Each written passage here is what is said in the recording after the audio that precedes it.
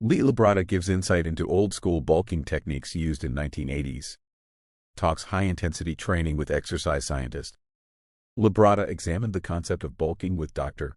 Mike Israetel and reflected on high-intensity training approaches he used during his illustrious career. Labrada and exercise scientist drive. Mike Israetel joined hands for a special collaboration. In a recent YouTube video published on July 10, 2024, Labrada and Israetel broke down old-school bulking and training approaches from the 1980s. Having placed in the top 4 at the Mr. Olympia contest for 7 consecutive years, Labrada managed to blend aesthetics, shape, and conditioning into a one-of-a-kind physique.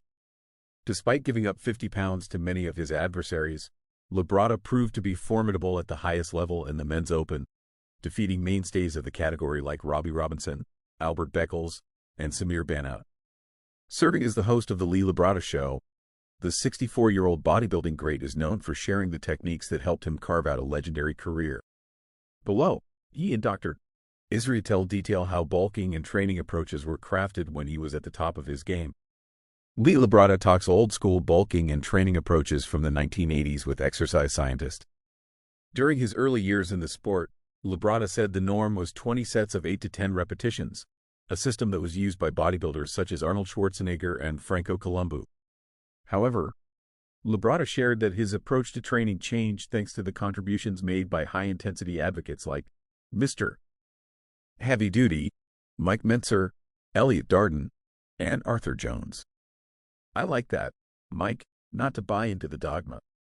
That was one of the things that I found out early on in my bodybuilding career, because when I started in the late 70s, it was, the workout of the day was 20 sets, 8 to 10 reps, 20 sets. Then along comes Mike Mentzer and Elliot Darden and Arthur Jones, and they start pushing the high-intensity approach. And I adopted that because logically it made sense to me. Labrada also discussed old-school bulking methods and explained that athletes often took measures to a ridiculous extreme.